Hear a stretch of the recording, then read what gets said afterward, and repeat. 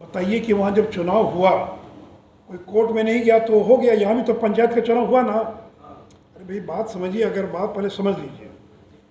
अगर कोई उल्लंघन कर रहा है तो अब एफआईआर दर्ज कीजिएगा तब ना पुलिस कार्रवाई करेगी। तो गांधीनगर में या कहीं भी चुनाव हुआ तो कोर्ट में किसी ने चुनौती नहीं दी होगी। अरे भैया सरकार का काम, कोई कोर्ट में चुनौती, बिहार में भी तो चुनाव हुआ ना, पंचायत का चुनाव हुआ कि नहीं हुआ, कैसे हो गया चुनाव? अरे वही तो मैं कह रहा हूँ। वही तो जज आयोग लगा रही है आप लोगों से कि आप लोग उस समय नहीं गए, अभी तो क्योंकि अलग हो गया आप इसलिए। अरे इसलिए अलग की बात कहाँ हो रही है? मैंने तो 1 दर्जन बार एडवोकेट जनरल से बात किया जब सरकार थी। आप ऑन रिकॉर्ड ले सकते हैं इसको अवैध जी, कि जब सरकार थी मैंने ललित किशोर से आधे दर्जन बार बातचीत किया। ललित किशोर सहमत थे कि सर जो आप कह रहे हैं वो सही है, लेकिन मुख्यमंत्री सुनने के लिए तैयार नहीं हो रहे।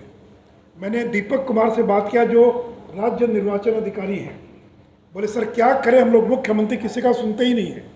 या तो मुख्यमंत्री ने मन बना लिया होगा कि गठबंधन तोड़ना है, क्योंकि तो 4-5 महीने से चल रहा था, तो उन्होंने कर दिया। और मैंने तो कागज़ दे दिया आपको, एडवोकेट जनरल की राय, राज्य निर्वाचन आयोग, तो किसने बदला राय? इसलिए मैंने कहा कि नीतीश कुमार इसके लिए जिम्मेवार है। और गुजरात में क्या हुआ, फ्रांस में क्या हुआ, अमेरिका में क्या हुआ, तो भाई वहाँ की इकाई उसको उठाए, वहाँ के लोग जवाब देंगे। हमने तो बता दिया कि अगर बिहार में भी पंचायत का चुनाव हुआ बिना ट्रिपल टेस्ट के हुआ, कोई कोर्ट नहीं गया, इसलिए हो गया चुनाव। यहाँ भी अगर कोई कोर्ट चला गया होता तो ये भी रुक सकता था। इस बार कोई चला गया कोर्ट, तो कोर्ट ने उसको सुप्रीम कोर्ट के निर्देश के आलोक में उसको स्थगित कर दिया, रोक दिया। अरे कागजात आपको रिलीज़ किया है, बहुत लोगों के पहले से भी होंगे। तो ये विशेष आयोग गठित करने का सुझाव हमारा नहीं है, ये सुप्रीम कोर्ट का है। और एक बार नहीं 3-3 मामलों में सुप्रीम कोर्ट ने यह निर्देश दिया है। उसके बावजूद आपने सुप्रीम कोर्ट के निर्देशों का बिना पालन किए आपने चुनाव कराने की पहल करा दिया। अब ये कह रहे हैं कि 2007 में चुनाव हुआ, 2012 में चुनाव हुआ, 2017 में चुनाव हुआ, बीजेपी उस समय शामिल थी, उसमें कहाँ ट्रिपल टेस्ट की बात थी, उसमें कहाँ कोई कमीशन बनाने की बात थी। और नीतीश जी अब सही कर रहे हैं। अरे सुप्रीम कोर्ट का आदेश तो 2021 में आया है, 21 के पहले अगर कोई चुनाव हुआ तो उसके लिए ट्रिपल टेस्ट की आवश्यकता नहीं थी। और आप करें कि गांधीनगर में कैसे चुनाव हो गया, तो अगर कोई कोर्ट में जाएगा तब ना कोर्ट रोकेगा। अगर पंचायत के चुनाव के दौरान कोई कोर्ट चला गया होता तो बिहार में पंचायत का चुनाव भी रुक गया होता। अगर कोई चोरी करेगा और एफआईआर दर्ज करेगा तब ना पुलिस कार्रवाई करेगी। अगर आप एफआईआर ही नहीं करेंगे तो पुलिस कार्रवाई कैसे करेगी?